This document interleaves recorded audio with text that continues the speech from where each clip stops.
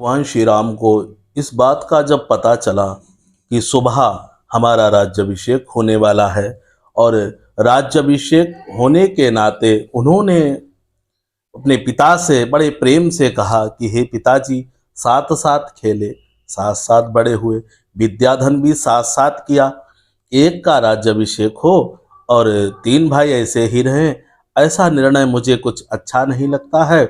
परंतु महाराज बोले नहीं, ये तो सामर्थ्य तत्व की बात है और हमारे कुल में यही होता है कि राज्य सबसे बड़े को दिया जाता है और अनुचरों के भांति भाई तुम्हारे साथ रहें, सेवा करें। यही धर्म है रघुकुल का, इक्ष्वाकु कुल का यही धर्म है। इक्ष्वाकु कुल बहुत ऊंचा कुल है। इक्ष्वाकु मतलब ईखवाकु, ईखवाकु मतलब गन्ने का, गन्ने का हर चीज काम आती है। रस, गुड़ बना लो, चीनी बना लो, उसके खोई से ढाब पतोई हर चीज काम में, इसीलिए ऐसा ही वंश का नाम भगवान का है इक्ष्वाकु। ऐसे हर राजा वहाँ का जो है, शिवी, हरिश्चंद्र, सब दानवीर थे। इसी कारण बस राजा दशरथ ने भगवान को समझाया।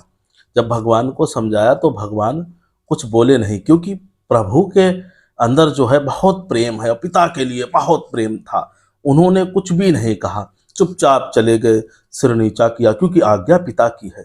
अब यहाँ देखिए, इतना बड़ा परमात्मा और अपने पिता के आगे बिल्कुल शरण। अब आजकल तो अब पिता कुछ भी कह दे तो आंखें तर देते हैं। नहीं नहीं, परमात्मा की देखिए, भगवान श्री राम से इस चीज के बारे में आलोचना और तत्व में ये चीज देखिए कि आलोचना नाम की कोई चीज ही नहीं की।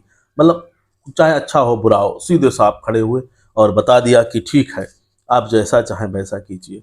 आए, बैठे, तुरंत सोचने लगे, दिमाग आया कि अरे मैं राजपाट में पड़ जाऊंगा, तो उन ऋषि मुनियों से जो मैंने वचन दिया है कि मैं भूमि का जो निशाचर प्रवृत्ति चल रही है उन सबको मारकर और देवताओं का और ब्राह्मणों का, गौ को, इन सब से मुक्त करूंगा, राक्षसों से रहित कर दूंगा पृथ्वी को। इस प्रकार का मेरा जो संकल्प है वह जो है निष्फल हो जाएगा। तब उन्होंने क्या किया, माता कैकेयी की शरण ली। माता कैकेयी ने कहा, आओ राम, आओ राम, पिता का क्या क्या आज्ञा दी पिता ने। तो कहा, माता, पिता ने तो कहा है कि तुम जो है राज्य भोगो और हम तुम्हारा सुबह राज्याभिषेक करेंगे। कैकेयी ने कहा, अरे ठीक है, फिर तो मैं खूब ही बधाई देती हूँ महाराज को और सुवर्ण धन सब लुटा दूंगी। तो उन्होंने कहा, नहीं माता, आपको यही नहीं करना है।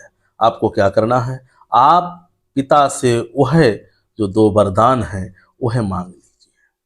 उन्होंने कहा, कौन से वरदान? भूल गई कैकेयी। तो उन पर याद दिलाया। उन्होंने कहा, ये वरदान तुमने जो मांगा था कि को भी समय आने पे मांग लेंगे। तो वो वरदान याद दिला दिया भगवान ने और कहा कि ये वरदान मांग लो। उन्होंने कहा, राम, ये कह रहे हो, मुझसे ये पाप क्यों कराना चाहते हो, क्योंकि मैं तो तुम्हें सबसे अधिक प्रेम। उन्होंने कहा, माता, तुम्हारे अलावा और कोई दूसरा मेरे लिए इस समय मेरे जो लीला विहार में है वो अड़चन आ रही है। मैं राज्य नहीं भोग सकता। राजा बन के मैं कहाँ किसी आश्रम में जा पाऊंगा, कहाँ दंड दे पाऊंगा किसी को। और मैं राज्य के नहीं, मैं वनवासी होकर जीना चाहता हूँ, तपस्या करना चाहता हूँ। ये मानिए कि उन राक्षसों को मारने के लिए जितनी तपस्या मुझे करनी चाहिए मानव जीवन में, उतनी कम है, इसलिए मुझे वहां जाना चाहिए। तब भगवान से इस प्रकार की बात सुनकर माता कैकेयी बोलेंगी तो बहुत ही पश्चाताप की बात है, और मैं ऐसा कहूँगी तो लोग मुझे तीनों लोकों में त्रसित करेंगे और धिक्कारेंगे। तो उन्होंने कहा, माता, कोई नहीं धिक्कारेगा। जो राम को समझता होगा वो माता कैकेयी को कभी नहीं धिक्कारेगा।